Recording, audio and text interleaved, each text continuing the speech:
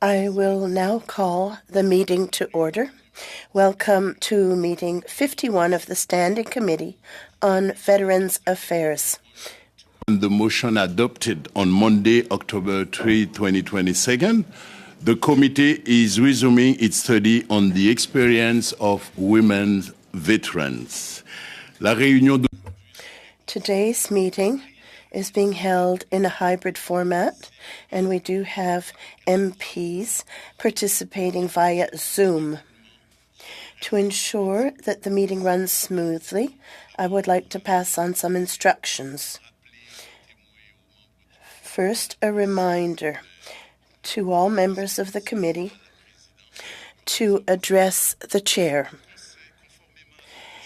And pursuant to our decisions on prior tests, all that has been done.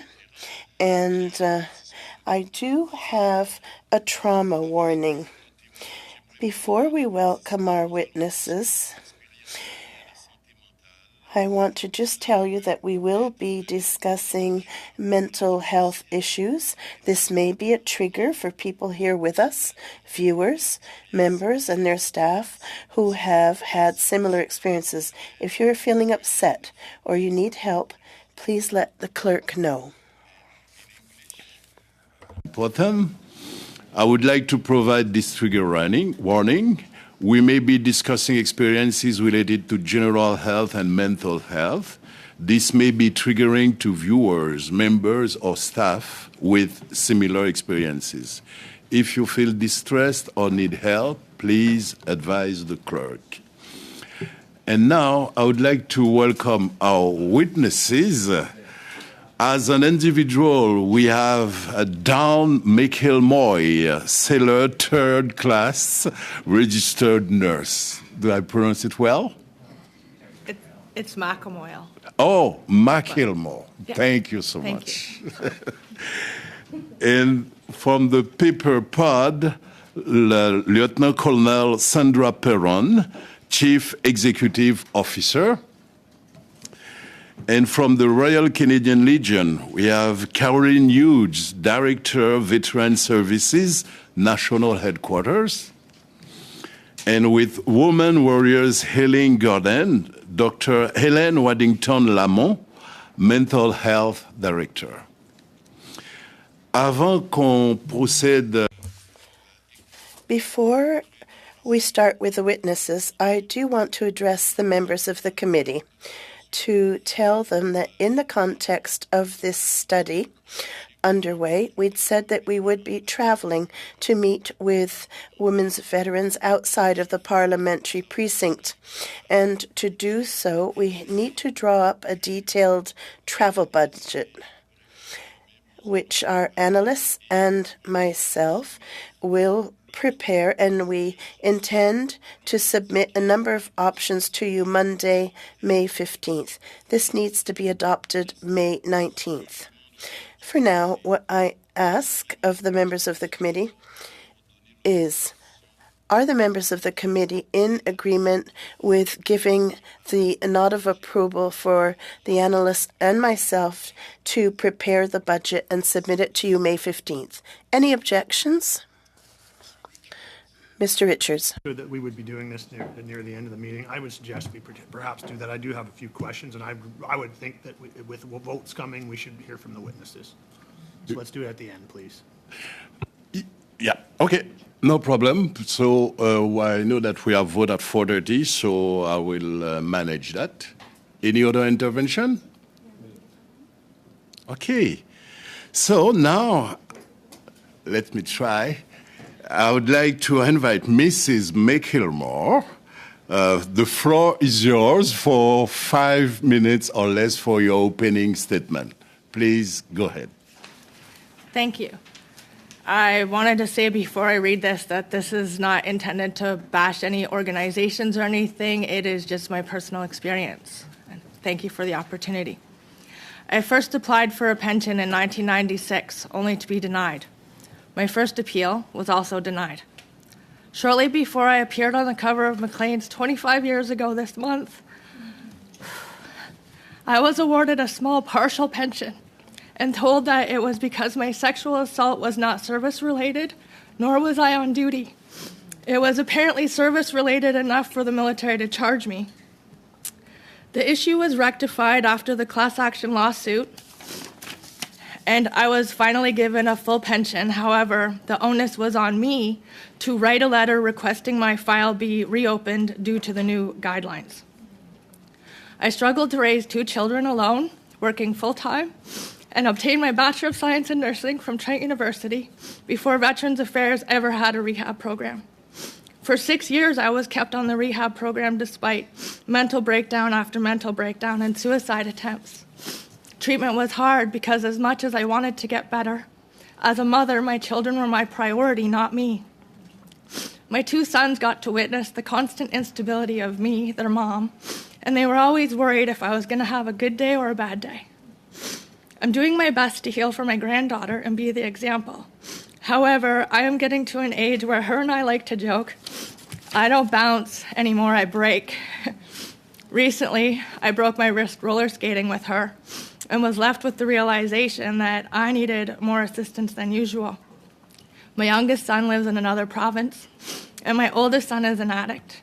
I have been working through my own guilt and blame surrounding this situation and left with a feeling of helplessness. Even if he wanted help, I could not afford to send him to a treatment center, and I'm not sure how many are equipped for the intergenerational trauma handed down to veteran children. Throughout my dealings with Veterans Affairs, I have had good case managers and bad. For 20 years, I lived in a town with a VAC office and never knew another veteran lived there, other than the elderly ones I encountered during my nursing career. When I finally met another veteran my age and like-minded veterans, I started to come out of the shell I had put myself in after the trauma of the military and the backlash and lack of action taken after the 1998 Maclean's articles. I have had a case manager tell me I was mentally unstable and belonged in an institution while I was in the process of leaving my abusive ex-husband. I have been told I'm asking for too much when needing assistance with my nutrition grant. I have had doctors refuse to fill out pension paperwork because Veterans Affairs sent them my whole 492-page file. I have used my one-time assistance rules for emergency funding to get my oldest son assistance with his difficulties as a child. While seeking safety and running for my life from my ex-husband, I was hit with the Legion one-time only policy and got told by a lady from Provincial Command that I made my own choices, learned to live with them. At the Legion where I lived in 2018, the bartender told me they only help veterans there. What did I expect? I was asking for the service officer. The service officer then proceeded to tell me to shop around and find another Legion. I was too much. I have seen many double standards, absurd denials, blaming of other situations, so there's no accountability. I have seen good people give up in defeat just because they can't go another round with Veterans Affairs, an institution in charge of veterans that veterans are afraid of or just can't be bothered to deal with anymore. If I were to perhaps lose my sight or a limb, I would no longer be able to attend appointments or get-togethers so that I could obtain social stimulation that a person needs and often finds many barriers to. I have thought of many ideas and solutions to barriers being present for women veterans that I couldn't possibly articulate in just these 5 minutes. If the military is serious about recruiting more women, then Veterans Affairs has to start understanding there are different needs for women, especially if that woman was abused and has isolated herself for any period of time. In closing, healing is found in many different forms and not just conventional ways. Veterans Affairs needs to realize this is an individual process and that some people don't fit the boxes they have created for them. Sometimes the VAC rigidness and insurance-like attitudes are not what is required. Accepting and a listening ear goes a long way. Thank you. Thank you very much. And now let's go to Madame la Lieutenant-Colonel Sandra Perron pour 5 minutes au moins. À vous la parole. Thank you, Chair. Thank you, members of the committee. Good afternoon.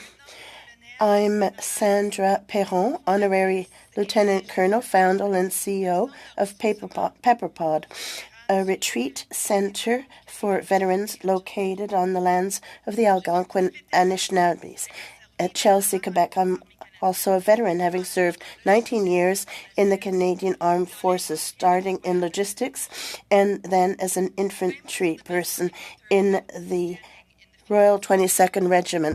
A memoir about my time in the service. Pepper potting is a military maneuver designed to cover one's buddy as the fire team advances on the enemy. That's what we do at the Pepper Pod, Retreat Center for Women Veterans. We cover each other in the advances of our life. More than 260 women, veterans and soon-to-be veterans, have now completed a retreat with our organization from across the country, from Comox to Halifax, and everywhere in between. This is made possible because of the incredible support that we have received from VAC. We have a 99.8% satisfaction rate, and we currently have 189 women on a waiting list to do our retreats. I would like to share 4 of the recurring themes that we hear on our retreats without compromising the confidentiality of our participants. First of all, there is exponentially more sexual abuse than you know about. On average, more than 50% of the women we graduate have been raped at some point in their life. Some of them from fathers, grandfathers, brothers, uncles, partners. Often, as youths, they want to escape the family abuse, and the military is a great option for them to leave this abusive family. And then they suffer a similar fate. And less than 5% of the women we see at our life shops report it. Less than 5%. The consequences of them reporting are too high. Now, it may be too early to tell, but in my opinion, the outsourcing of criminal investigation and prosecution of sexual misconduct to civilian authorities is adding another layer of mistrust. This is a very complex issue, and so I'll leave it for now.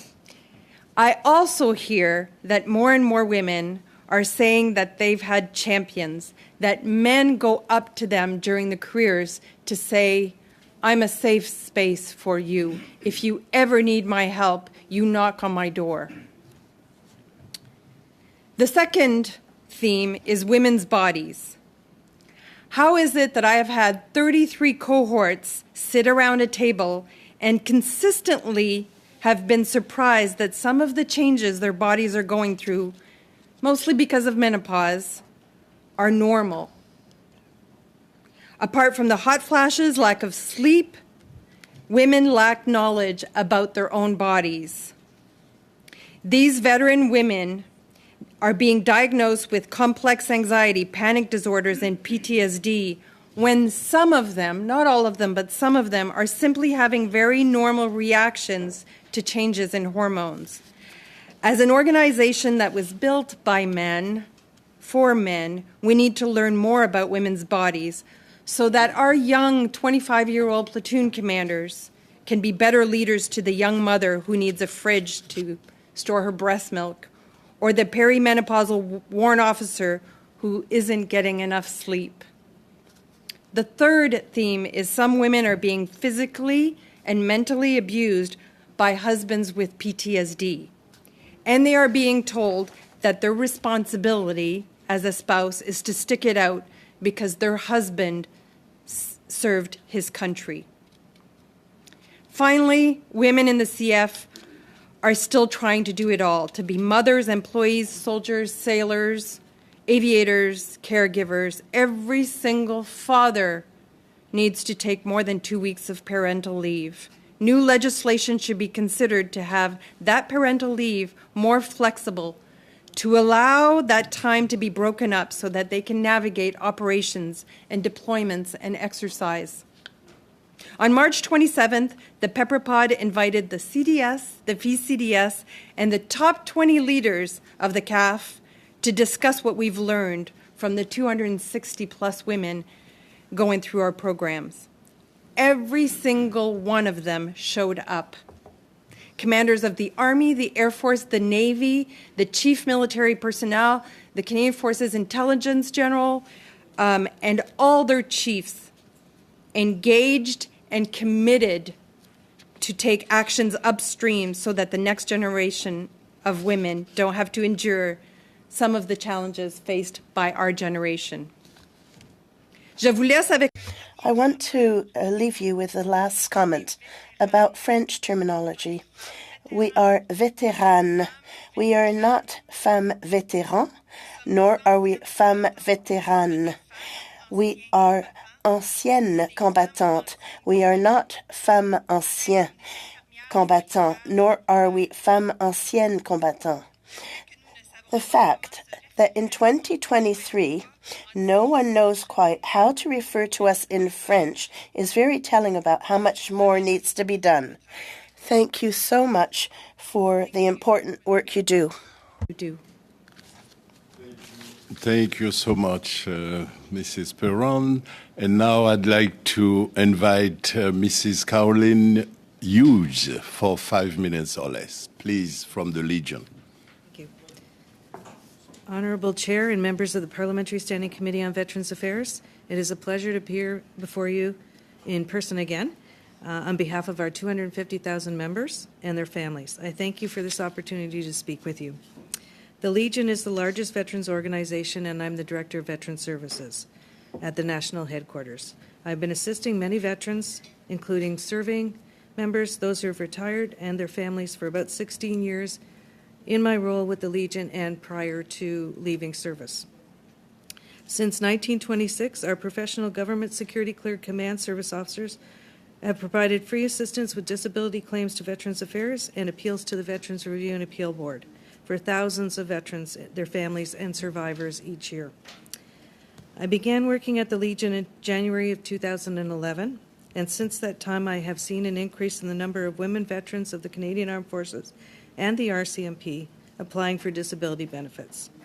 There was a dramatic rise in claims and appeals for those who experienced sexual trauma in recent years, but we are also seeing more women veterans come forward with other conditions, such as musculoskeletal and mental health injuries, sexual dysfunction, and many others.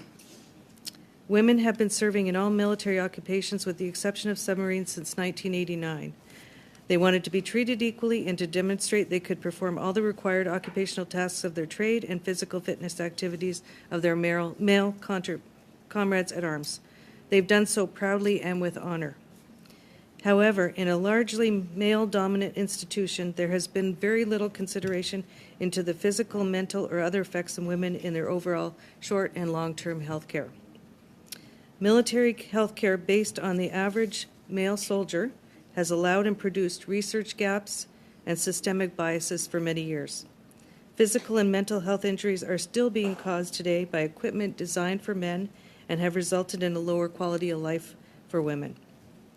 One previous witness asked, where is the feedback loop inside VAC for decisions that have been overturned by the BRAB? Our command service officers help with many entitlement reviews and appeals to the board each year and are extremely successful in having VAC decisions overturned for both men and women. Why is VAC denying disability benefits only to be later approved by the board? Why are they not on the same page, especially with the policies and procedures that are in place? The backlog of disability decisions is one gross injustice. The other part to this is the additional wait time when they now have to fight for benefits at the next level. We see many favorable claims for the average male that are being denied for women simply because they may not have served in a combat arms occupation, as one example. No consideration is being provided by VAC for the equipment that does not fit, that women may weigh less, have a smaller stature, and perhaps serve their entire career posted to physically active bases and units, no matter what the occupation is. A one-size-fits-all may be equal, but is it equitable? We ask VAC to adjudicate more fairly in consideration of what happened in their service, the equipment they used, where they served, and how the Armed Forces and the RCMP takes or took care of occupational health and well-being for their women members. VAC must also better collaborate with the CAF and prepare for the benefits and services that women veterans will require as they transition from service and as they age. Policies and researches such as the Entitlement Eligibility Guidelines and the Table of Disabilities must be reviewed and updated without delay to better identify the damages to women's physical and mental health. And benefits and programs must be funded appropriately to achieve the desired equitable outcomes. Finally, although more research is necessary, let's not allow for any further delay. The Canadian government, the CAF, and VAC have an opportunity right now to demonstrate leadership by strategically planning on how best to enable and optimize the well-being of women veterans. For those who served honorably and proudly, serving now and who have served, this is the least we can do for them. Chairman, thank you for the opportunity to make this presentation, and I'm happy to take any questions at a later time. Thank you. Thank you very much, Mrs. Hughes. Et maintenant, And now I would like to invite for the next 5 minutes Dr. Elaine Waddington-Lamont. Go ahead. Thank you, Honorable Chair and committee members. It's a pleasure to be able to speak to you today. So the theme of this is differences in the experiences of women soldiers and veterans. And I thought that I would begin with a little bit of a story that can perhaps illustrate one of the differences, perhaps more on the more trivial side rather than the profound side, as we have already heard some of those differences today. So I am the mental health director of the Women Warriors Healing Garden. We were founded in about 2017 by myself and my partner. So I am a civilian, and so I cannot speak to experiences firsthand. I can only relate experiences that have been shared with me and that it has been my privilege to listen to. But I feel comfortable sharing the experiences of my co-founder, Erin Kinsey. So in about 2017, it was becoming clear that Erin was no longer okay. She had served with the United States Air Force in the late 80s, early 90s, and was injured as a result of her service there. But it was not immediately apparent to her that was the case. When she released from the military, she was still in her 20s. She felt fine. And they checked her teeth and they checked her general health and they said, "You're fine." And off she went. She came to Canada. She went to university. She got a PhD. She got married. She got divorced. She did all of the things. But when she came to Ottawa in about 2012, it was becoming clear that maybe something was not quite right. And by maybe about 2015 or so, it was really clear that not everything was okay. And eventually she was diagnosed with PTSD. But we began the journey of trying to have that injury recognized by Veterans Affairs in the United States. Because she was here in Canada, I think it's fair to say that she slipped through every crack that existed. Fortunately, she was eventually connected with a pension and was declared 100% disabled by Veterans Affairs in the U.S. But while she was looking for treatment, she looked around at some of the possible services that might be available to her. And one of the things that she found through a friend was an amazing organization that I'll brag about just for a moment, not my own, called Project Healing Waters. Now, this organization, their mandate is to get veterans into places where they can do fly fishing. So it is an amazing organization that, no matter a person's ability or disability, they're able to be transported to a place where they can engage in that activity. And this was something that was so profoundly healing for Erin's friend. He described the stream as his church. But Erin didn't want to be up to her waist in freezing cold water, watching little flies go around and praying someday a fish might actually, strike her line. That was just not her jam. And so we decided together that we would start a garden, because a garden was a place that she felt healed. Being with animals was a place that she felt healed. And there were, even just as recently as 2017, very few services available for women veterans. So we started with a few tools and a small garden plot. And over the past 5 years, we've grown into a couple of acres. We have animals that we're able to use for equine-assisted therapy. We have horticulture therapy. We have beekeeping, art therapy, both in person and virtually. Of course, we've had to adapt with the pandemic, as everyone has. But I think that the difference between, what was available that was really aimed at the interests of men was partly one of being underrepresented. So we like to say that we serve those who are underrepresented, women and members of the 2S LGBTQ community.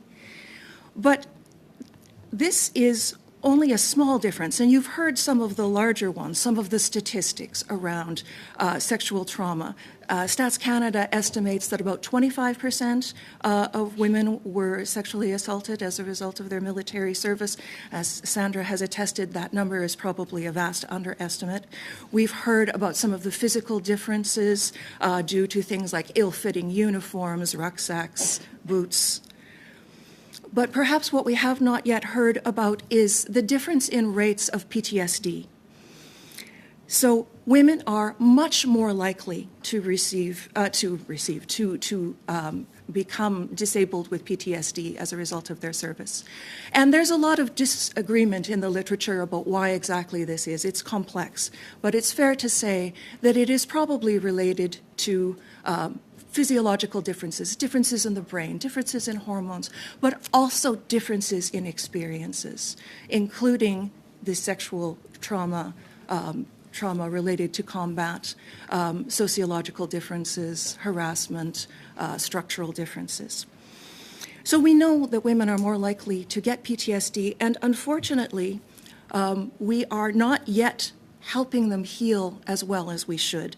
So in a study that was done in a few years ago, 1998, the rate of recovery from PTSD for men after 2 years was about 50%. After 5 years, essentially 100% of men in this particular study had recovered. In contrast, after 5 years, only 50% of women had recovered. After 10 years, when the study ended, only about 55% of women had recovered. Why this is exactly, I don't think we know yet, but it is clear that women are different and that they are being ill-served by the services and treatments we currently have available. For this reason, we try and offer things that are a little bit different, an environment where people can offer each other peer support and therapeutic activities, and in the hope that this is something that may help in a way that is a little bit different from what is being done in other places. And we sincerely hope that we're able to make a difference in the lives of women. Thank you. Merci. Thank you very much. Thank you for your testimonies. Thank you also so much for your service, your military service. I will tell you that around 4:45, if you need to stop for 5 minutes, do not hesitate to let me know. Also, Lieutenant Colonel Perron, during her opening remarks, mentioned the name of the study we're doing, Women Veterans Experience. Now, in our committee, we had discussions on what we should title the study. We didn't want to give rise to confusion. When we talk about veterans, might tend to think we're talking about male veterans. In English, there's no problem with the word veterans. It applies to women or men. But in French, we decided to use femme vétéran. We wanted to convey that this is what is a concern for us, and it is also the first time we do a study on women's experience, and that is how the committee decided on the name of the study.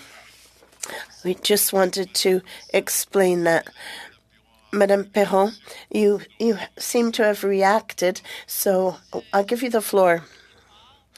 Well, I shared my comments on this very matter.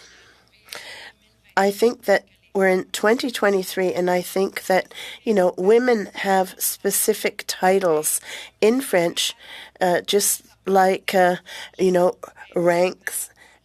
And in the Canadian Armed Forces, there's thought being given to, sergeants, lieutenant colonel, and so forth. And we're talking about in the French language. We know that not all these terms are in the Petit Robert, but I think we need to start here. Well, I hear you. And even with ombudsman, we now say ombuds. So that said, let's start with our questions, and our members will have 6 minutes. Members to tell to who they address the question. And the first round, I'm going to start with Mrs. Cathy Wagenthal for 6 minutes, please. Thank you, Chair, and thank you all for being here and presenting such a myriad of perspectives on how to care for successfully for women in the military. I would like to start, first of all, with Dawn. Can I call you Dawn? Wonderful. Okay. I just want to say that hearing your story has just proved again the impact on veterans of the term sanctuary trauma, the impact of being mistreated, misrepresented by those who should be giving you the greatest care upon returning from service, or in your case, in the midst of military service with your sexual trauma and domestic violence circumstances. You are a woman of great strength, and it's an honor to have you here today.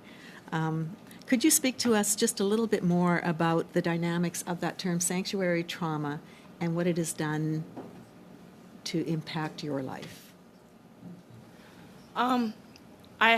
Not only have I been diagnosed with post-traumatic stress disorder, I have agoraphobia.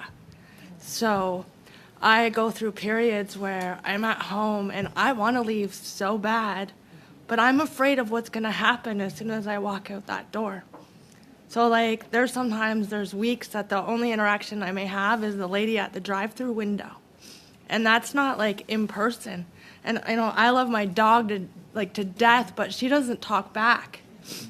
And sometimes it's just so nice to have a person, but when you don't have anyone, it gets really difficult. So, I isolate myself because I can't... Is it a lack of trust? Yes, and I can't predict other people's behavior, and I don't want to get hurt again.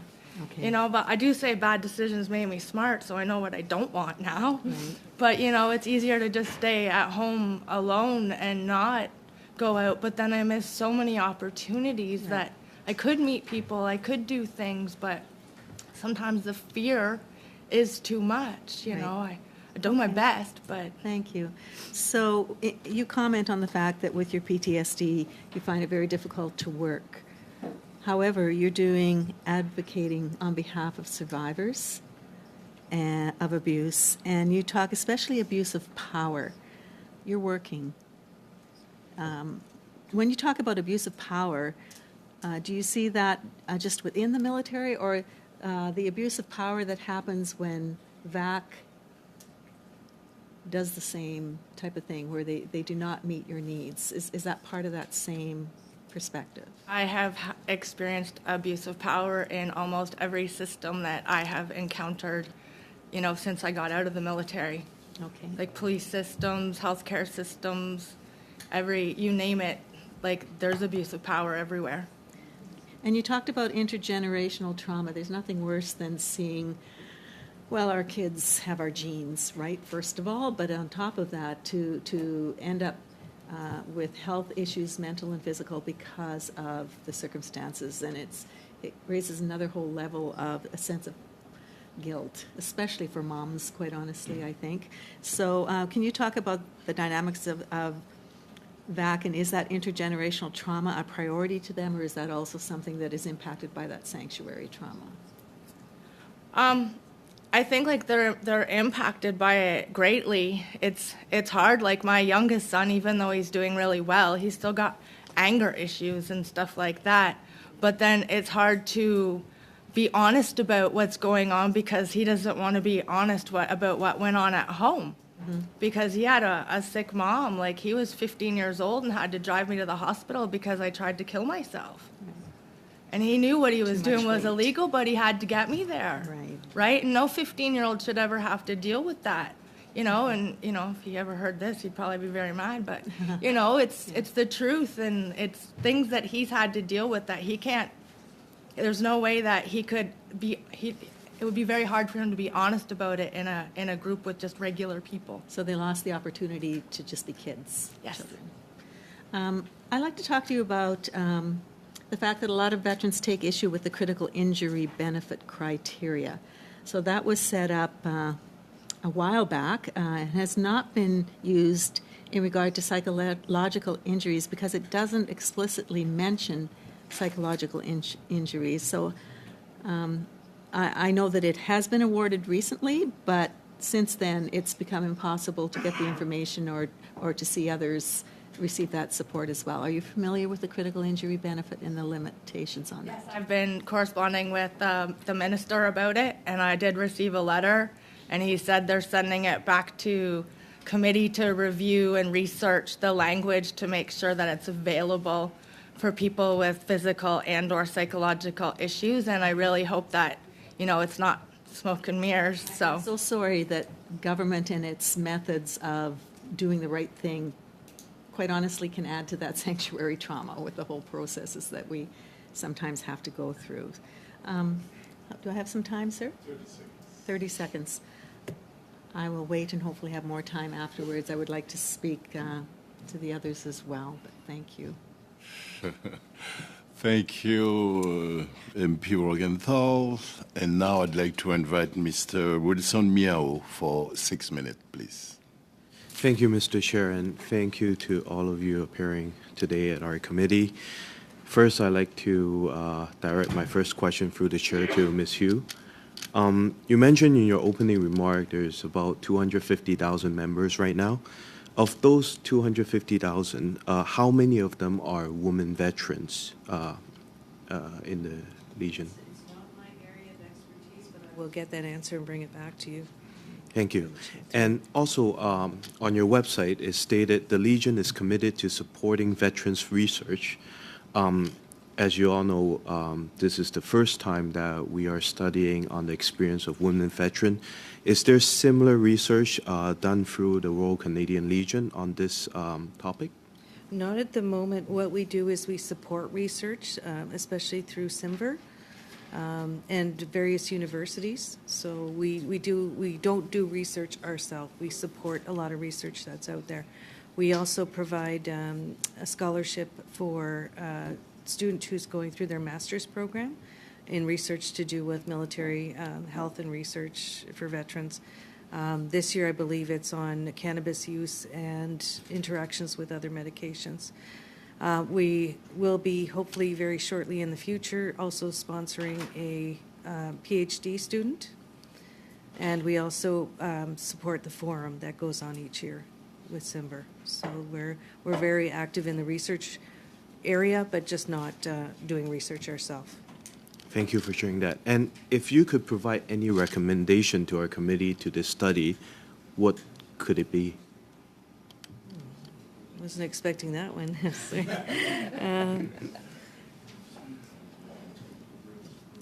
I would say any area of the military or veterans, start looking at it with a gender-biased analysis.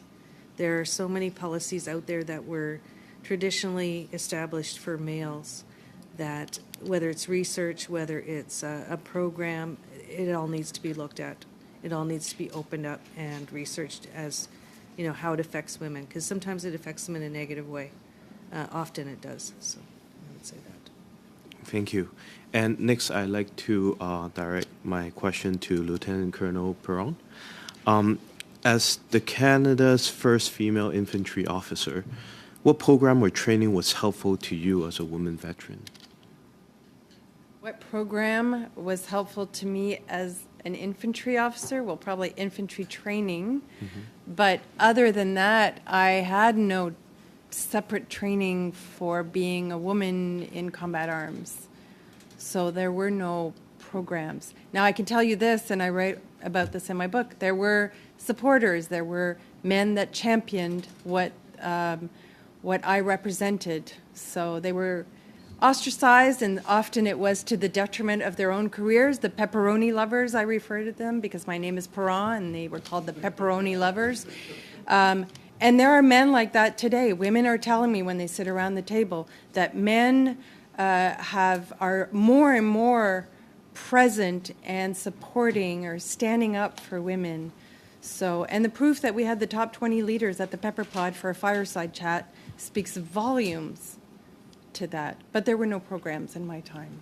Thank you. And if you were to provide any recommendation, I'd also like to open to the other two witnesses here. What would it be to enhance our study on this topic? I entirely agree with Carolyn's perspective on looking at all our programs with a gendered lens to see what are we doing today that we're going to be ashamed of in 5-10 years. I've been speaking at these committees 4 times now, and every time I mention Silver Cross Mother as an example, we have a Silver Cross Mother every year that represents mothers out there who have lost their children to the service to this country. But why in 2023 do we not have a Silver Cross family or parent? We have soldiers now that have 2 fathers, 2 mothers, that were raised by guardians and grandparents. It's time to change words like that work to our detriment, because the answer is they're telling us, oh, but women have a special bond with their children. Yeah, that suits you to think that, so then we are the ones responsible for caregiving to children. We need to change biases like that. Well, thank you very much. How am I doing on time? Okay. And I understand the Pepper Pot received $914,000 approximate over the 5-year through VAC on the Veteran Family Wellbeing Fund for the transitional life shop where women can support each other. When women Veteran walks into your organization, what are the main questions that you've been hearing from them? What are the main questions that we hear from them? Yes. Okay, so women come, our signature program is called a Life Shop. They come for a weekend. They get there on the Friday. They don't know each other for the most part. They're nervous, they're scared, they're anxious because they don't know what the weekend is about. And by the time they leave on Sunday, they have a new tribe. They have friendships that are deep and profound that they've developed over the weekend by commonalities, by sharing their stories like we've just heard, by connecting with women, because many of them don't have women friends. Due to military service, being uprooted every 2-3 years, changing provinces, and plus some of them are in fields where there's just not a whole lot of them. And so then they can share some of their health challenges and their experiences. And so this is what we provide to them, and plus a whole slew of other activities so that they continue their journey together. Thank you. Thank you for that. Thank you, Mr. Miao. Et maintenant, je voudrais And now I would like to invite our second vice chair, Luc Desilets, 6 minutes. Thank you, Chair. Good day to my colleagues, and thank you to our witnesses for being here. Madame Perron, I have a series of questions. I know that there's $1 million in funding from Veterans Affairs. Do you get any other funding? Yes, we have partners such as the Fondation Québécoise des Vétérans that support some of our initiatives. We also have got some funding from commissioners. I'm actually on the board of director of the Quebec division of the commissionaires. And I said at the outset, when they wanted to help us, that they weren't entitled to do so because there was a conflict of interest because I sat on their board. And they secretly met, with lawyers so that they could find a way to fund. So you have an operating budget of how much now? Approximately $225,000 a year. A part of that funding comes from Veterans Affairs, and the rest comes from partners. Does that meet your needs? We adapt. We make do with what we get. We have we could double our programs if we had the means. So if you had more money, would you be able to provide services to the 189, given the staffing you have? We want to grow intelligently. We don't want to do too much too quickly. And I do a lot of the facilitating on weekends, and there's only so much I can do in a year. But yes, with more funding, we could do more. It's dedicated funding for the programming. So what's needed is funding for the building, for maintenance, for the wells that dry up on occasion. So what we're hearing is that this is a very, very much appreciated program. And if we were able to visit as a committee, it would be a wise thing. Certainly, I will go myself to visit you. Now, 25% approximately women have been assaulted in the army. Would you agree with that percentage? Because you talked about 50% of your clientele being victims of sexual assault.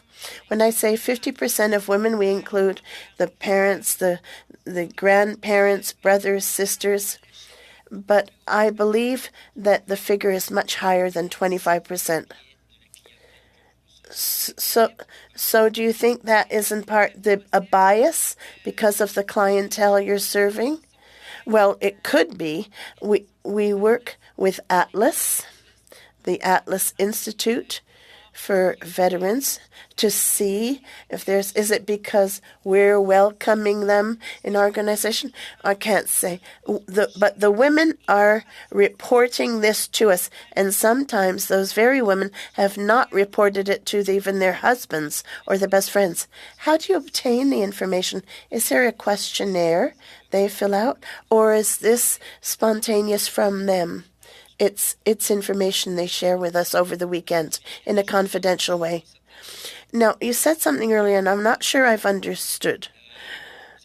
You said that it was not positive to talk that the externalization of investigations was not necessarily positive. What did you mean?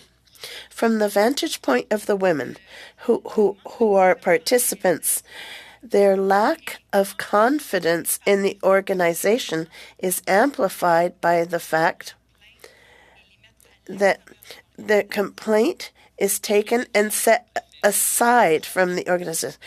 Are they saying they want it managed inside? Well, there are differing opinions, but women have the opinion that the problem is internal and that the people were not sufficiently well trained to deal with the members' complaints. And all we did then was transfer the responsibility outside. And in their opinion, it's a good thing to do up until the time we're able to manage those complaints internally. Would you agree with me if I say there's a lack of studies on cause and effect? Absolutely. Is there a link between the illnesses that women report as women veterans, such as fibromyalgia? Is there a link between that and PTSD? We need studies. We need studies to help them. What we've heard now, there are a number of organizations, research chairs, that are trying to identify a problem. But when it comes to the causes, we haven't heard from anyone whose starting point is the data and then digs further. I'm entirely in agreement. Stop being in agreement with me all the time. Well, I agree with you that the studies aren't there. But as to the cause, I don't know why. What is it that with education, like with men, for example, the BGYNs, we have now getting more women doctors. Thank you, Mr. Desilets. Blaney, for 6 minutes, please. Well, thank you, Chair, and I thank all of you for being here to testify, and thank you to those of you who served for your service. It is deeply appreciated. I'm going to come to you first. May I call you Dawn? Okay. So, first of all, Dawn, I just want to say that listening to veterans, women veterans, and to the people who support them through this study, what I've heard again and again is how often they feel invisible and like their reality is not reflected back to them, either in the CAF or in VAC. So I just want to thank you for working so hard to make yourself seen. It's a hard thing to do, and I really appreciate you doing that. So I guess my question to you is, one of the challenges we have heard from women again and again is this lack of communication between the CAF and VAC. And one of the things that you talked about when you were testifying that really impacted me was speaking about having to open up your files again and again so that you could respond to changes of guidelines and get the benefits that you were entitled to. So I'm just wondering if you could talk to us a bit about what that looked like, if that's okay with you, and any suggestions you have about how that could be a lot more effectively done in the future. Well, it was like I'm having a problem with the military trying to get my charges dropped. They're like, I have to pay the Department of Justice and tell how I was wronged. It's the exact same thing like with Veterans Affairs. You know, there's so many things that they could do. Like I've had, I don't know how many case managers, and I have had to like retell my story so many times since 1996, and there's other people. There has to be streamlined methods that, you know, so like you're not opening these wounds. I had to, like sometimes the onus should be on them sometimes. There's a lawsuit came in. Maybe they should open some cases and not make the person have to go through it all again. Or someone could have helped me, but they said no one can help you, even the Bureau of Pension Advocates, until you write that letter. Well, I was like sitting there writing it, shaking, because I'd already been through so many denials. I didn't want to subject myself again and set myself up for disappointment. So it was extremely difficult to have to reopen those wounds just to, you know, get something that I should have gotten way back in 1997 when it was awarded. Well, thank you for that. And I think that is sad that it's hard to hear this, but I'm also relieved in a way that the patterns are starting to be seen by the testimony, because it's the patterns that we see that we need to address in this report so that hopefully we can see meaningful change in the future. The last question I have for you, Dawn, is you talked about how services are often it feels like you're going to get your insurance and you're fighting with them to get services. And I know that Kathy talked to you about sanctuary trauma, but one of the things that I hear you saying is, and I've heard a lot of veterans, is there isn't very good outreach to when things change. It's like veterans are not notified, okay, here's the change, here's the next step that you need to take. And then it's on you to figure that out, but at least they've given you the change. So could you just explain a little bit about what you mean when it's like talking to them is like talking to somebody who's giving you insurance? Well, it's like it's very difficult sometimes. Like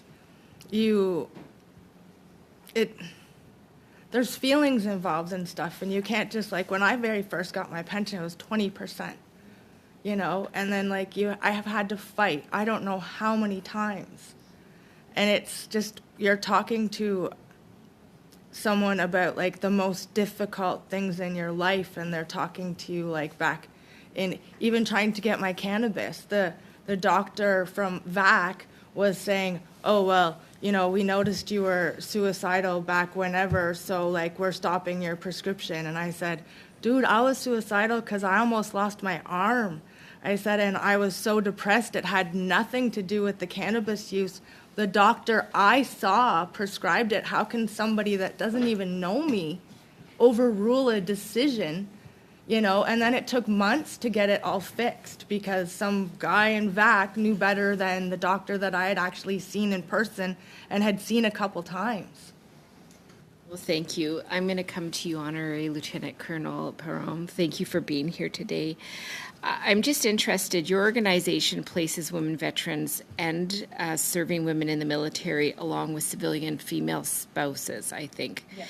So I'm just curious about this because we've also heard that a lot of serving and veteran women feel very invisible because they're often compared to civilian female spouses and their realities are very different. So I'm just curious about how that works and how do you deal with them differently? You're absolutely right. They are very different. And when they come to the Pepper Pod for a life shop, their stories are different. What is similar, though, is their career or their culture is very similar in that they've uprooted their family every 2-3 years. They've made sacrifices, but the spouses don't have the medals to show it. They haven't had the glory of a deployment.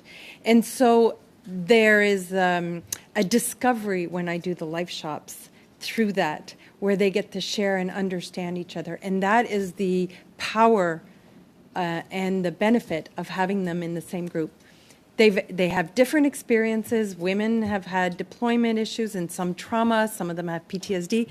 But at the same time, the women spouses that have not served in the military, they have other contributing stories that make the life shop so powerful. And they love understanding each other. So, yeah. Thank you, Ms. Bliney. And now, before I go to the next round of 25 minutes, I'd like to know if witnesses, we are okay with that to go on. That's great. Perfect. Thank you. So I invite Mr. Fraser-Tolmie for 5 minutes, please. Thank you, Chair, and I'd like to thank our witnesses for joining us today. Sometimes it's not easy for us to hear some of the testimonies, but in order to make changes, we need to. I'd like to thank you for your service, and Ms. McElmoyle, I just want to let you know that we have been hearing testimonies from mostly senior officers, so we're grateful for your participation in this testimony today. My question I'd like to start off with is with Ms. Hughes from the Legion. Over the last little while,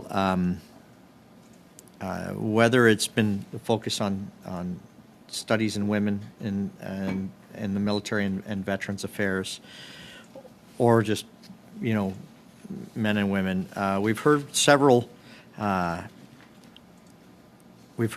testimonies about the record keeping at Veterans Affairs.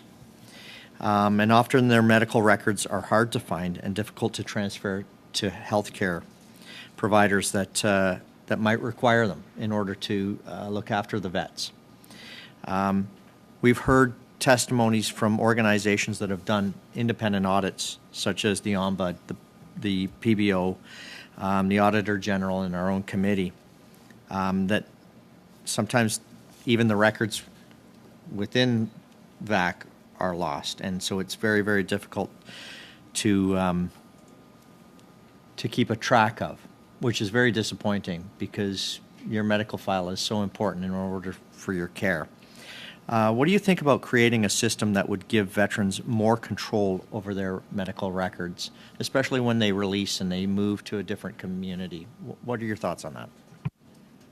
There is a process when you release to obtain your records, but it is a very, very slow, long process right now. If it's for help with a disability claim or an appeal, it's usually much faster for us to get the records than it is for a veteran, because we have that contract, the MOU with Veterans Affairs. So if somebody is, we can't release those records to the veteran because we're the third party involved in this, but we can write letters to the doctor. If, say, a medical opinion is needed, we can write a letter saying, during service, this happened, this record's missing. Can you, in your opinion, formulate something? So we can advise of what we find. We just can't give copies. So that's often beneficial for veterans when they come to us. We only get those records with their written consent, so it's not for every veteran that's out there. But we're more than happy to do what we can to speed up the process that way a little bit. I think now with electronic records, I believe in the future it's going to be a lot easier for a veteran to get a copy of their own records. All it's going to be is downloading it to a memory stick or a CD, a DVD, something like that, and they'll be able to get it quicker. Right now, unfortunately, they're still dealing with some paper. Didn't disclose, but I was a healthcare administrator in the military, so I worked with some of those records. So Okay, I'm thank very you. familiar with them. Thanks. Thank you for your answer. You know, one of the things that I noticed in the media a couple of years back, that Legion numbers were going down. Has that changed? Has that trend changed and it's starting to increase? Absolutely. We're the last 2 or 3 years at least, we have gone up about 7% per year. And what has been surprising is the age group of people that are joining are the younger veterans, the 20 to 30 to 50-year-olds. So it's not so much the older veterans joining, but a lot of our younger ones. And that's what I say to them. If you want to make changes in our organization, you have to become part of it. Okay, and the number of women, would you say? The number of women, I don't have those stats. We have Okay. a separate membership director, but I will go back and ask him. Okay, that's and great. provide those. So in my last questioning in the previous meeting that we had, we're seeing a lot of veterans that are released from the military that are too disabled to serve. And then when they're released, they're not able to acquire the benefits that they should be entitled to. Would you agree that the Canadian Armed Forces and Veterans Affairs should be using a single standard for injury assessment, and that you know, they should get the same care? We were told that it was too costly and too expensive, so I'd like to Yeah. get your opinion on that. I'm not sure. I know the major problem that I hear about from veterans who are releasing is the inability to find a doctor, which is essential to continue any kind of treatment that they need. Whether it's psychological, whether it's, you know, they have osteoarthritis in various body parts, whether it's a gynecological problem, that's the main thing. So the services they get after service are not necessarily the same that they get during service. Okay, is that where they're releasing? You know, we see a lot of military, when they leave, they've been in a community and maybe they've been in Petawawa, and then they decide, you know what, I like Trenton better and I want to go and release there. Is it just, would you say that's because of accessing doctors there, or is that? No, it's just because of accessing doctors anywhere in Canada right Okay. now All right. is a problem. Thank you for your answer. Thank you, Chair.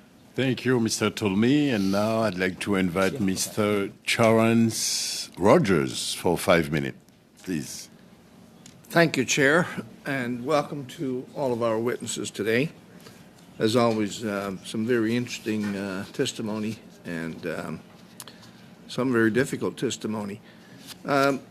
Lieutenant Colonel Perron, first of all, I see you have specific retreat, 2-day retreats, workshops, kind of thing that you is aimed at helping women transition into civilian life.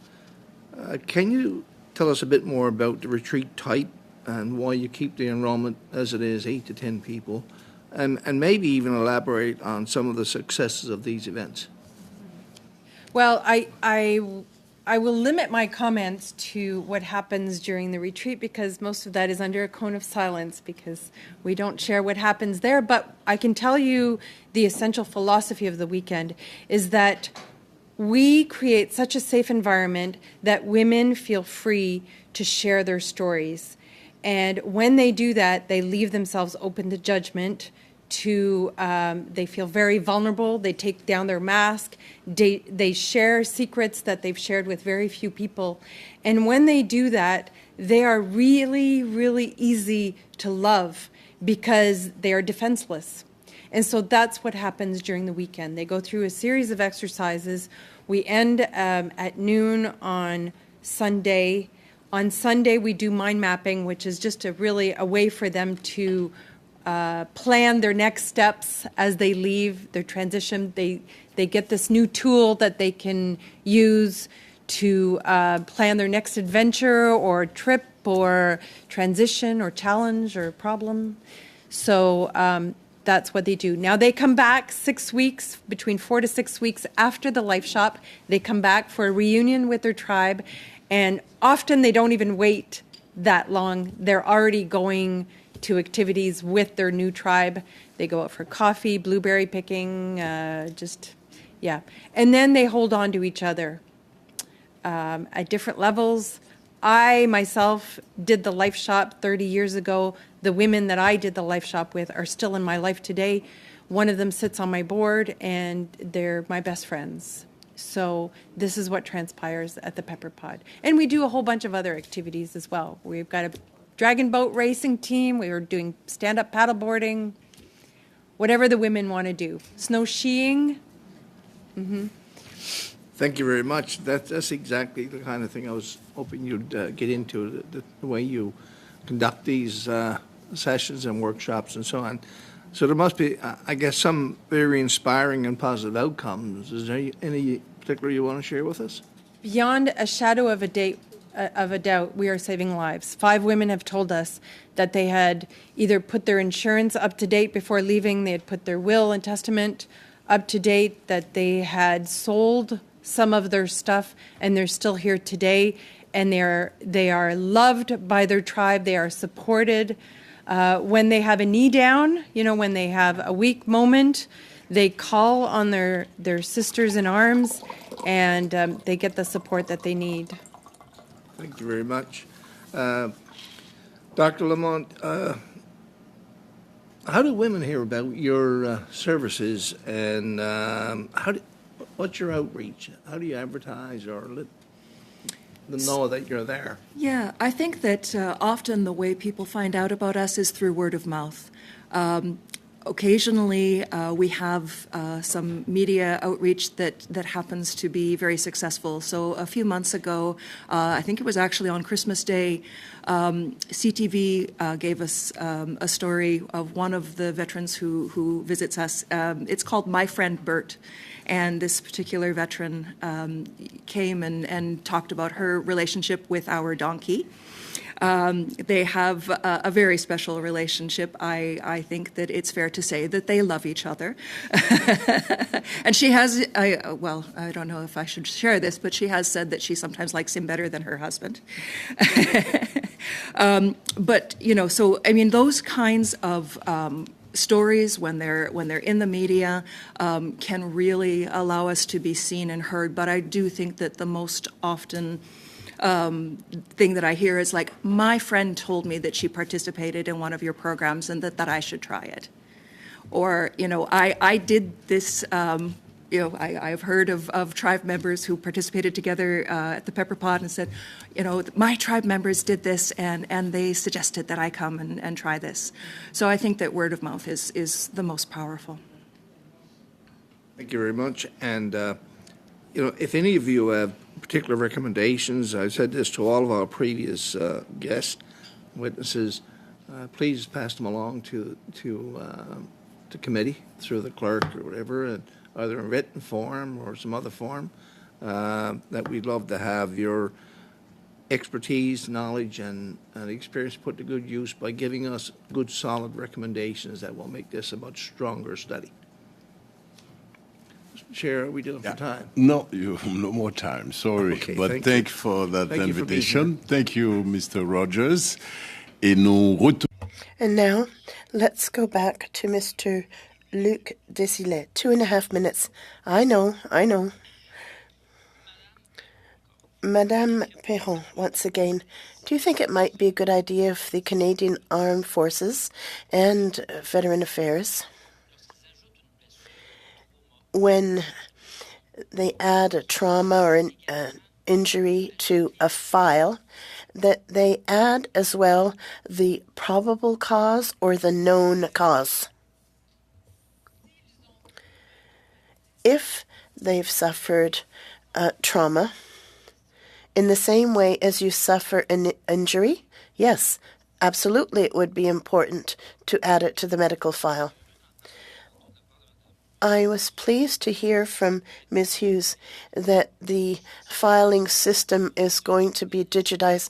I'm familiar with the court system, and it's terrible when you are looking at a photocopy, it's no longer legible, etc.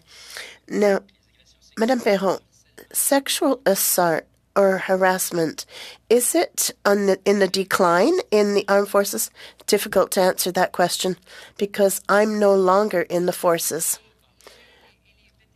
And the women's veterans that I'm in touch with are mostly my age.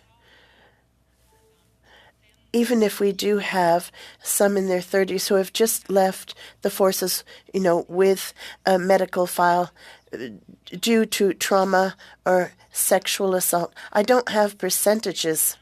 If there has been a decline, it's certainly not enough. And it's not just, with in combat arms, but it's on the ships, the boats, in the military colleges and squadrons, and at all ages, and it's not coming down enough.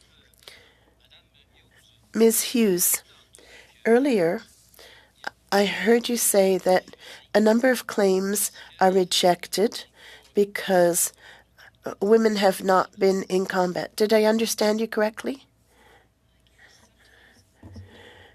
A veteran served as an admin clerk, for example, and they may say, well, an admin clerk, they type, they take notes, they sit at their desk, they process paperwork, basically.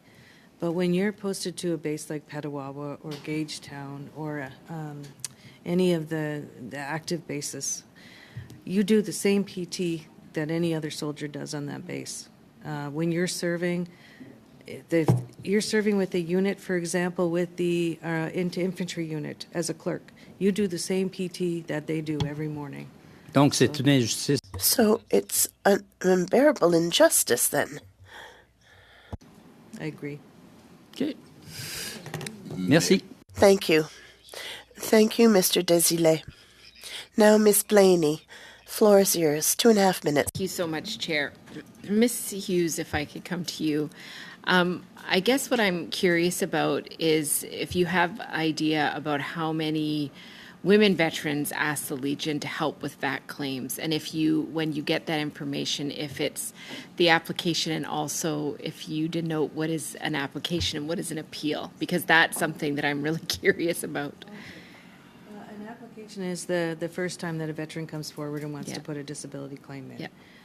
If that's denied, then the next level is sometimes a departmental review, but that is also with Veterans Affairs Canada. So that's not what I'm asking. Oh, I okay. apologize. I didn't ask you correctly.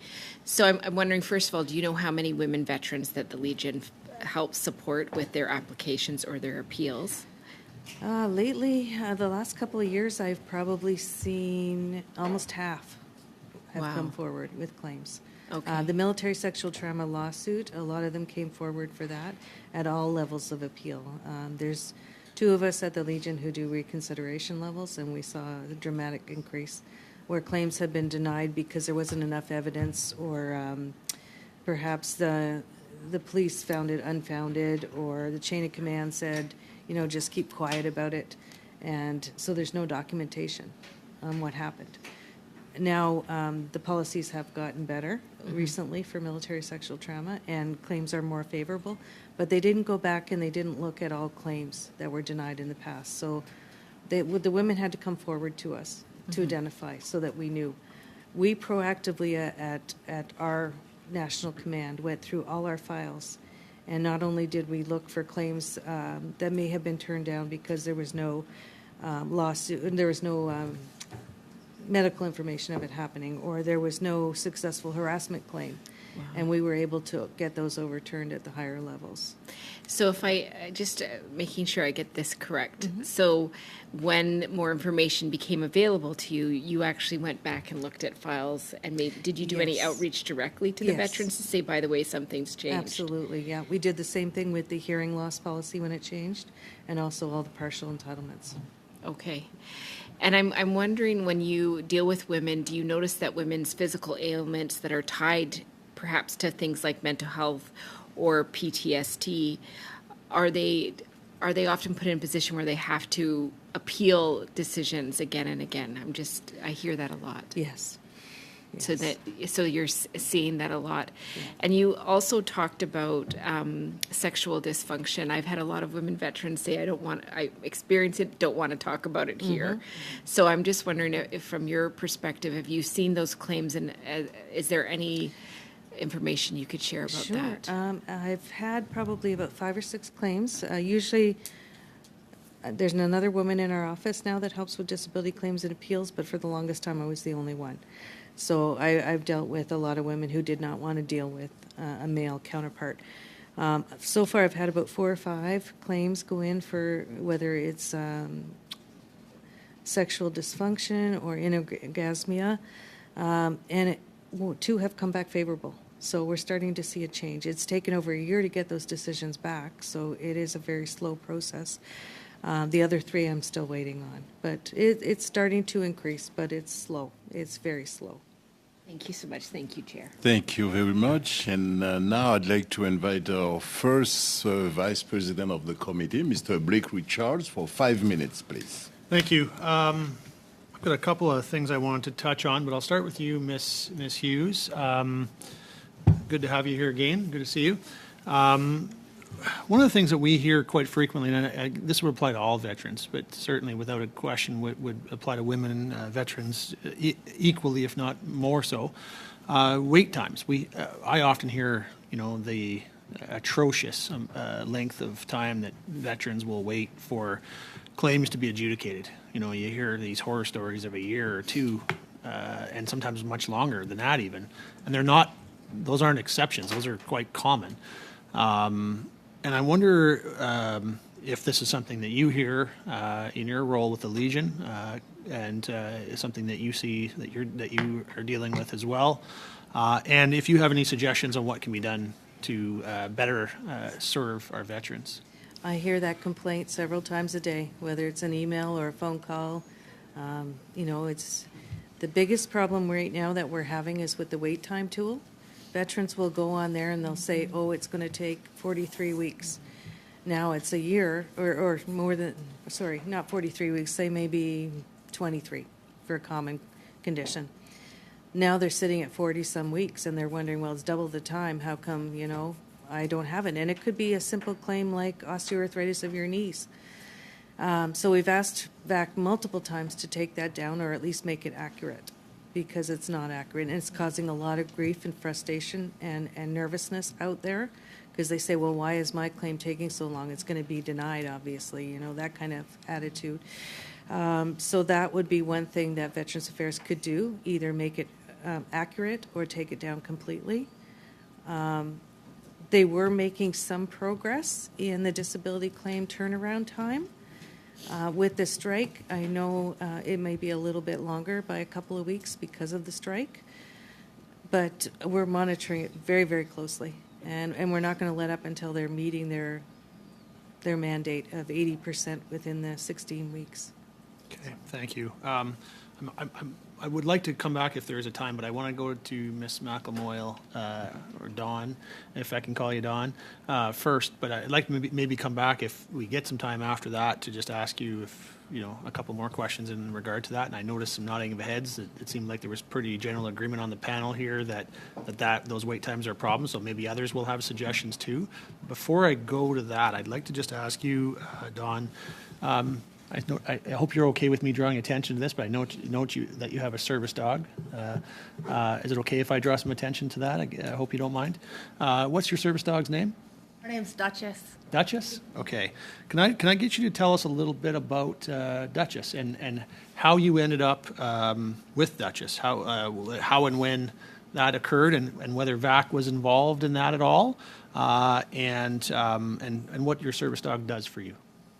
Well, after I left my abusive husband and then I was all alone, I knew that I could not be completely alone.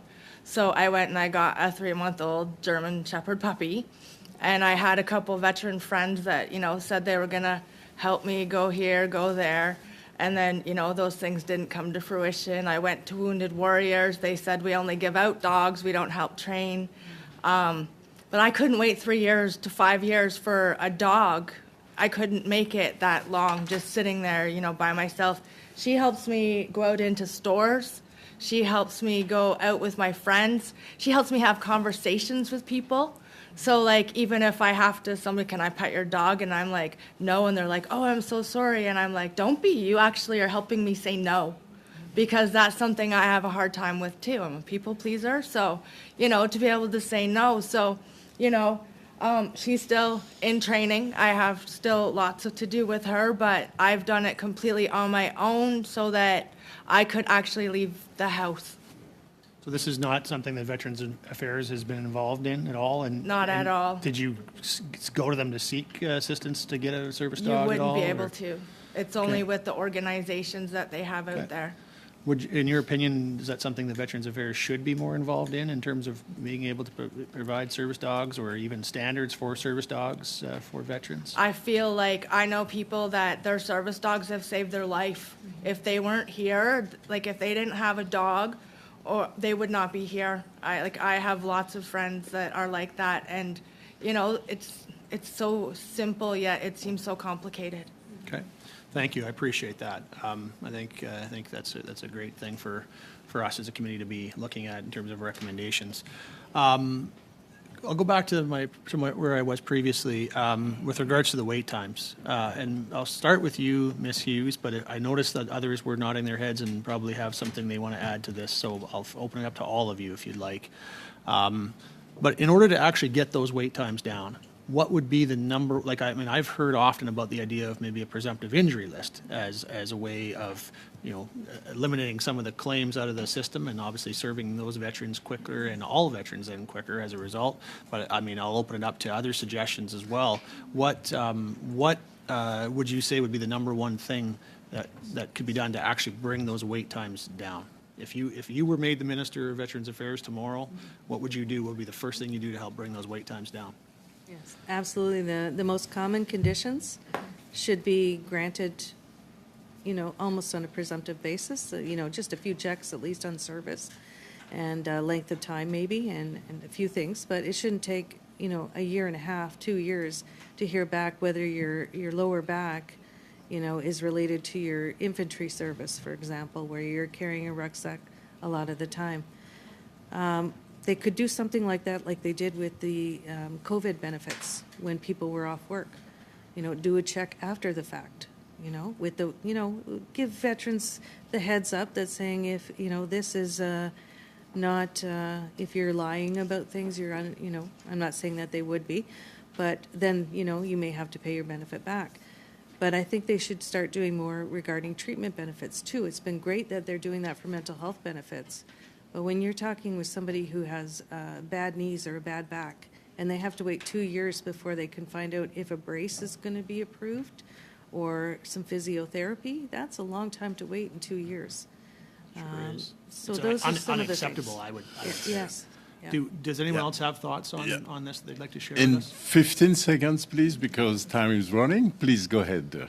How many agents do we have working on appeals from the claims that could be working on approving claims instead of veterans fighting for these claims? That's the first thing. The second thing is, en français, le temps d'attente est beaucoup. In French, the wait times are longer.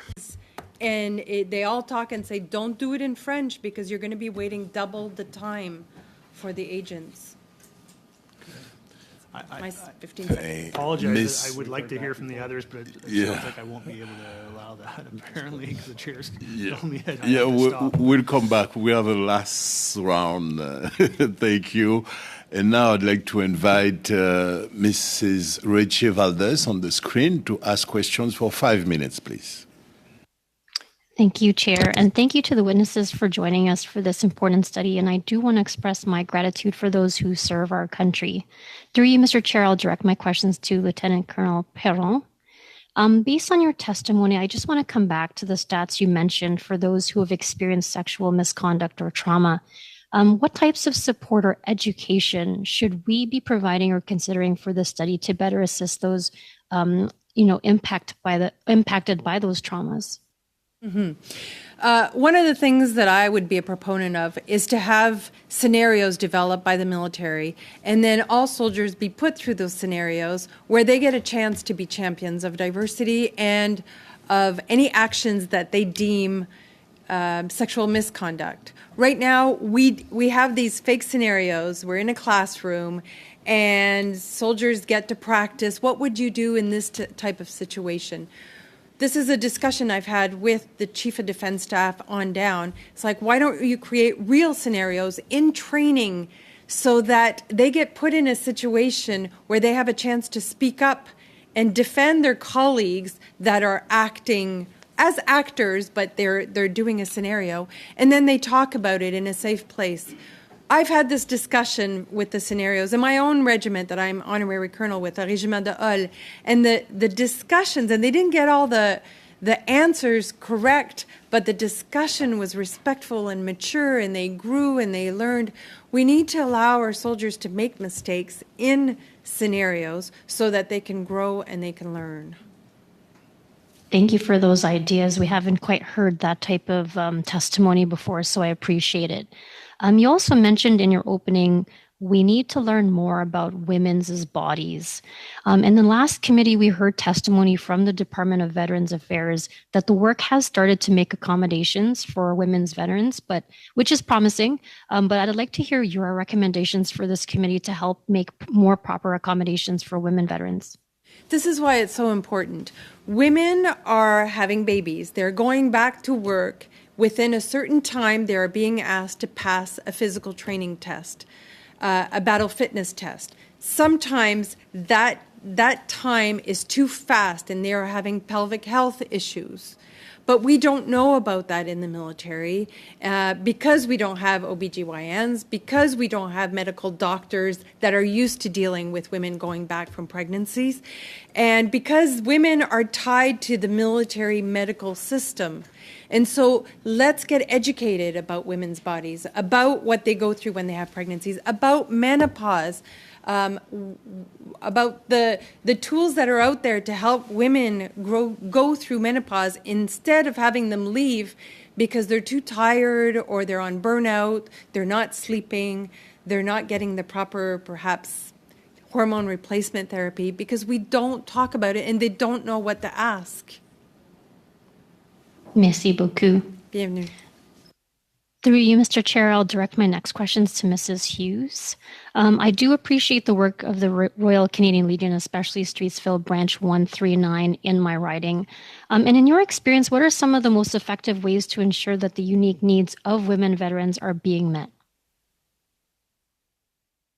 Education, more research, and gender bias analysis on everything. It's got to start from the military, from the time somebody enrolls, with education into their own health, and doctors that understand that research, and go through every stage of their life, considering their unique needs. Some of the equipment doesn't account for breasts. You know, like it's something as simple as that, you know, that could be changed. So there's a lot that can be done, and it has to start at the beginning from when they first enroll. Thank you. And my last question is for Dr. Lamont. What are some of the challenges you've been hearing regarding Indigenous identity for women veterans in the military that you could share?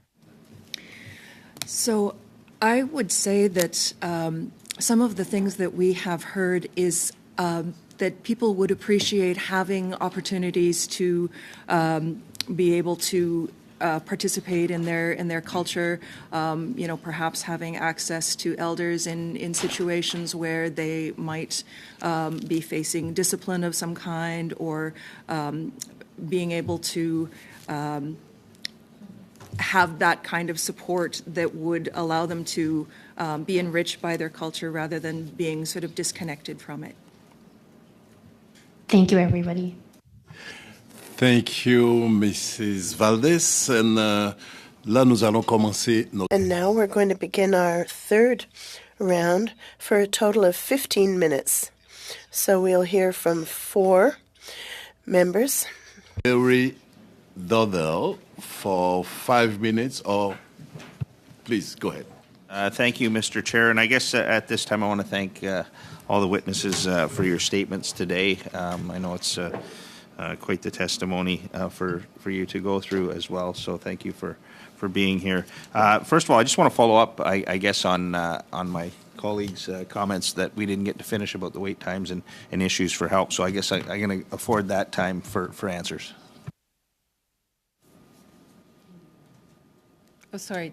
Who did you want to? Well, it sounded like a few of you wanted to comment a little bit more about wait times and perhaps ways that we could improve. I snuck my points in there, so I think I'm good. Anybody else have a comment that might help? Sure, I'd be happy to comment. So I think something that I've heard from people is not directly with respect to wait times, but rather more about how people might address, you know, some of wait times and other inadequacies. And I think one is listening to people. I think that sometimes people will describe what they need. They will, you know, say, you know, I need this kind of treatment. I'm experiencing these symptoms. And perhaps that isn't, you know, the path by which those symptoms might have emerged is not clearly stated in their record. And yet it is clear that they are suffering. And, you know, if there were some way of sort of documenting suffering and figuring out, you know, what percentage might be relevant to that afterward, you know, I think that there is suffering that needs to be addressed. It is, you know, being exacerbated by wait times, but it is also being exacerbated by, you know, just like that doesn't fit into the protocol that I have in front of me, therefore I cannot address it.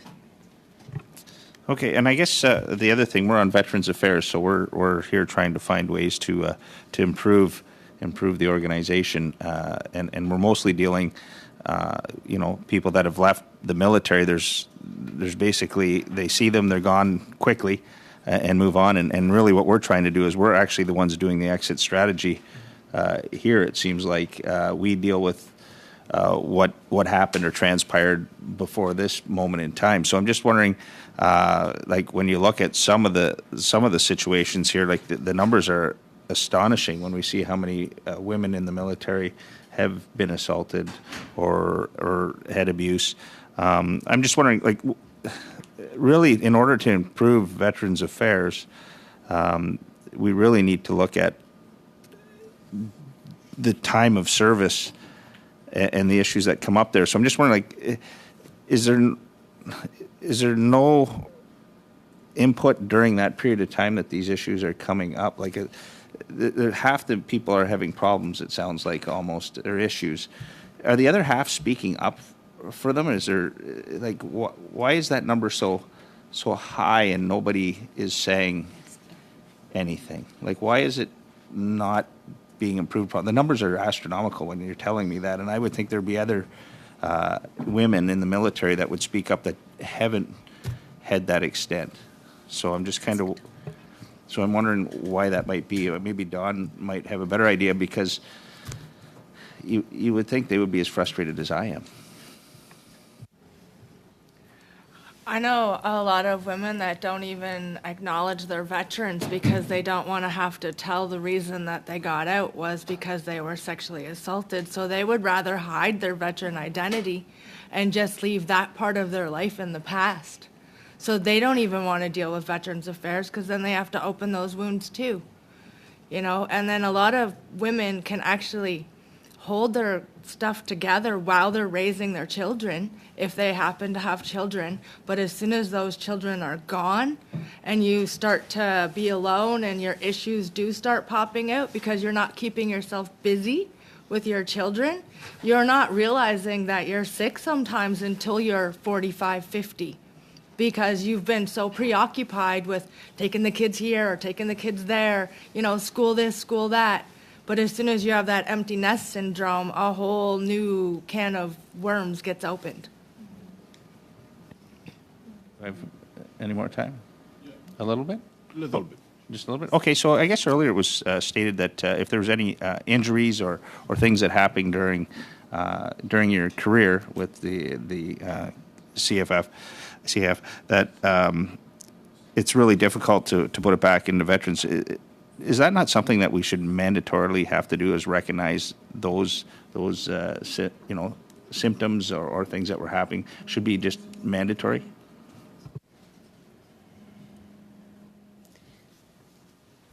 Sorry, yeah, I don't know who your question is. I guess all of you, just because everyone's kind of deals with different people that are coming out of the military, like that have issues, whether it be mental, whatever the issue may be. It's a different criteria.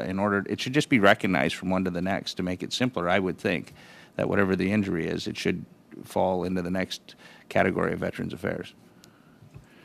If an injury follows you to Veterans Affairs, then absolutely, that's where it should be dealt with. Like Dawn says, sometimes you don't know that you've been injured. Sometimes you don't speak up when you have been raped or abused, because the consequences are often worse than the act itself, believe it or not. I can't tell you the number of women that say they tried to report it and the backlash was so strong, or they were removed from their unit as if they are the problem. And so they're not reporting it, and it's not seen. It's covert. Is that current too? Do you know? Yes, absolutely, it's right covert. Okay. It's happening now. Mm-hmm. Terrible. Mm-hmm. Thank you, Mr. Dordel. And now let's go to Mr. Shankisi for 5 minutes, please. Thank you, Mr. Chair. I'm going to start with Dr. Waddington Lamont. I'd like to hear a bit more about the Women Warriors Healing Garden. I understand that you have been a recipient of funding from Veterans Affairs under the Veteran and Family Wellbeing Fund. So a little bit about what that money will go toward and its relevance in terms of your overall operation, please. So yes, we have been the recipient of a grant, as you said. We received $50,000 per year over 5 years. To just sort of break down, how that is spent, we have one part-time employee, which takes, roughly half the budget, and then the rest goes towards programming. So our programming includes things like beekeeping. So it's perhaps a little known fact, but beekeeping is something that has been sort of a form of occupational therapy since World War I. And in fact, Canadian veterans after the First World War were doing beekeeping as a second career after the military. And it has been widely used in the United States as a form of occupational therapy. So that's one program that we've done, and we find that the people who participate in that program find it to be very rewarding. Other programs that we have, I mentioned that we have equines, so we are moving into having equine-assisted therapy. I think that there was some comment made earlier about Dawn's service dog and the power of animals in healing. I think that sometimes it is underappreciated how programs like animal-assisted therapy can be useful, because it's a difficult type of program to document efficacy beyond, like this helped me. I filled out this survey that shows I feel less isolated now. Unfortunately, a lot of research follows a model of a pharmaceutical research where it is sort of a double-blind, placebo-controlled study, which works very well in pharmaceutical studies where you can have a placebo that is identical to the drug that is being given, and people really don't know what group they're in. Much harder to have an appropriate placebo for someone that is in an equine-assisted therapy program. You know if you are in an equine-assisted therapy program. And so I think, sort of going back to some of the questions around research that have been asked, I think that it would be extremely valuable to do research to bring in, statistical tools that allow for understanding what's going on in spite of some of the messiness of the research, in spite of the fact that, women and 2S LGBTQ veterans are in the minority and therefore their numbers might be low, in spite of the fact that some of the things that people find to be rewarding and healing are things that are difficult to measure, and especially difficult to measure in comparison to some kind of control. And so I think that we are involved in that kind of research as much as we are able to be, and I think that we would very much like to see more of that kind of work being done. And, we would love to be able to document, what we think are effective programs, like, gardening and working with animals. I want to stay on the research theme because you gave some pretty troubling statistics about the difference in PTSD between men and women, and if I understood it correctly, the incidence of PTSD is about the same in male and female veterans, but males tend to heal. And right. Females it's don't. a little higher in women. Okay. So maybe you could repeat it. And, sure, absolutely. And I would be interested in what research is available, or where are the opportunities there to do a deeper dive on the reasons for this? Yes. So the rate of PTSD in women is higher. I don't have the numbers in front of me as to how much higher, but I've seen estimates ranging from about 50% higher to 10% higher. So there's some difference in the literature, but it's fairly consistent that women are more likely to get PTSD. There's a lot of debate in the literature as to why that might be, whether it is due to different traumatic experiences. One of the theories that I've seen is that because women are more likely to be exposed to both combat-related trauma and sexual harassment or sexual misconduct-related trauma, that perhaps explains it. But, I think it's fair to say that it may be more complicated than that, and we just don't have the information.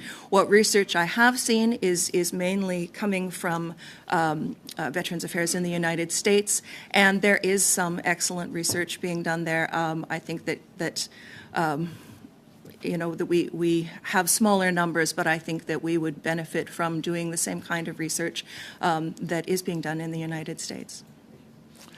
Thank you, Mr. Kessy. Maintenant, passons à... And now, Mr. Luc Désinet, 2.5 minutes. Thank you very much, Chair. Madame Perron, you alluded to the difference between, delays. December 31st, it took by 2 weeks longer for a woman to receive a response compared to men, and Francophone, it's 3 weeks more. So that situation is certainly not very good for a French-speaking woman. do you have any hypotheses about these longer delays for Francophones? And it was even worse when it was 30 weeks. I'm surprised that the delay isn't longer because in my circle, people tell me that the delays were much longer for Francophones compared to Anglophones. For women, and that's what we're concerned with here. And that's where I see the difference, the problems, the claims that are made to Veterans Affairs. Well, the agents are less familiar with the problems, back pain or other. I'd be interested in knowing whether women have more difficulty getting their claims approved. That is, do they get any positive responses to their claims compared to men? Along similar lines, compared to 5 or 7 years ago, are there more obstetricians? I'm told there are just 2 that have been hired recently. I think there were none before. If I'm not mistaken, women had permission to consult outside of the medical system if they were pregnant. But now, we now have 2 inside the forces. But Generalise Bourgon could give you an answer. Another question.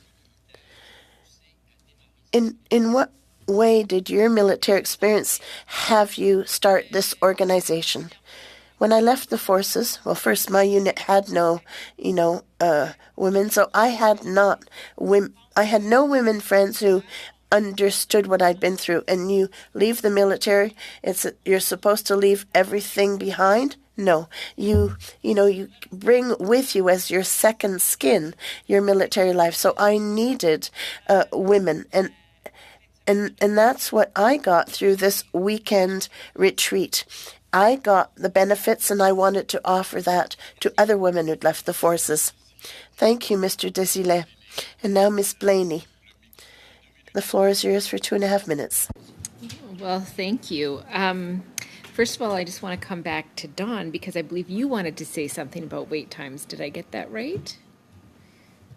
I just wanted to say that a lot of times I've seen them where they approve you automatically at 10%, but then so you waited like 1.5 years to get the 10%, and then you have to go to a doctor, get reassessed, and then wait another 1.5 years to get it to like 32%. And if you could cut out that middle process and just get it all done at once, then perhaps there wouldn't be some, redundancy. Thank you.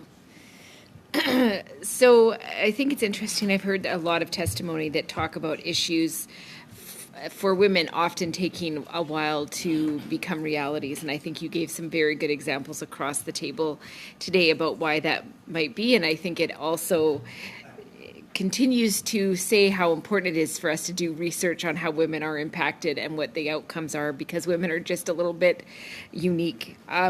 So Ms. Hughes, if I could just come to you, I know that you have gone through your own transition process, and I know that you've been providing services for a lot of veterans that are going through that process.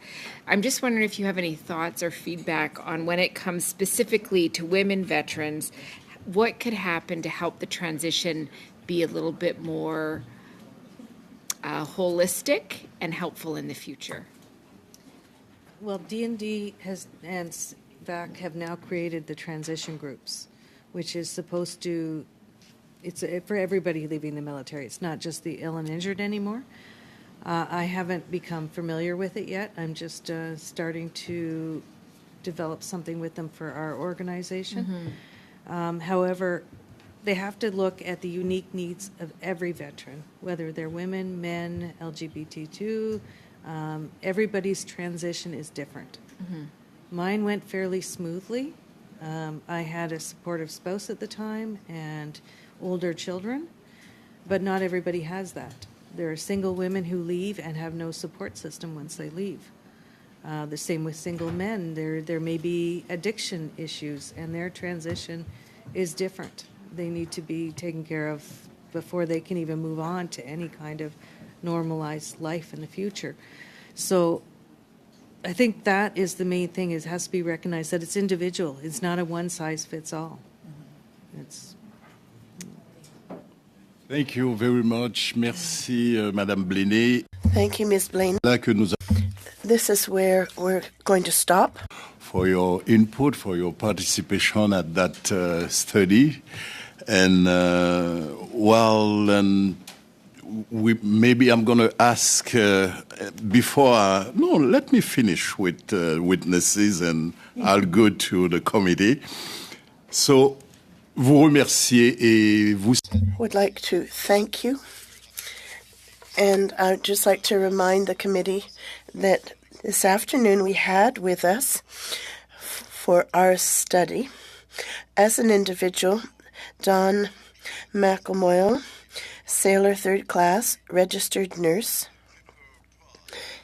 the Pepper Pod, Lieutenant Colonel Sandra Perron, Chief Executive Officer, and from the Royal Canadian Legion, Carolyn Hughes, Director, Veterans Services National Headquarters. And from the Women's Warriors Healing Garden, Dr. Elaine Waddington-Lamont, Mental Health Director. Thank you so much to all of you. You can stay, although in a few minutes I'm going to address the members of the committee. And at the beginning of our meeting, we had agreed that we would spend a few minutes discussing travel arrangements for our committee's visits. We want to go on a field trip. I'll give the floor to Mr. Richards. Now, almost 5 minutes past this expected end time of the meeting, so I think there had been an understanding we would discuss at the end of the meeting at 5:15. I know that I myself have a meeting that is a standing meeting every week that follows this meeting that has been moved to accommodate for me to be able to be there in time, and it starts at 5:45, and it's in another building. I know that I've got at least 2 of the other members of the committee that are here conservative members who have other meetings they've got to get to. So, I mean, happy to have this discussion. I think it needs to wait till Thursday now, unfortunately, because we just can't have that discussion properly at this point. Okay, no, I understand that with your agenda, but me at the beginning, because we start 15 minutes, because we have votes, so in my schedule I thought that we will do that at the end of the meeting after 5:30, so that's why I push on the question round. So any other members would like to say something? So we're going to have a discussion at the end of the meeting next. Oh, yeah, excuse me. Monsieur Darrell Sanson? He has no headset on. Yeah, sorry. So, sorry, he can't talk until then. I have my headset. There you go. Excellent. Okay, but we're going to make sure that the sound is good with our technicians and our interpreters. C'est bon. Okay, please go ahead. Oui, truc que je demanderais. What I would like to request is that at the next meeting we do this matter at the beginning of our meeting. I don't want to find ourselves in the same situation at the next meeting because we do have a deadline. So I suggest we begin the meeting with this discussion. Very well, noted. And that will give the team time to prepare a detailed budget with amounts and an itinerary, all for approval on May 19th. So, do members agree to adjourn? Thank you. Once again, I would like to thank the technical team, interpreters, analysts, clerk, and our witnesses. Meeting adjourned.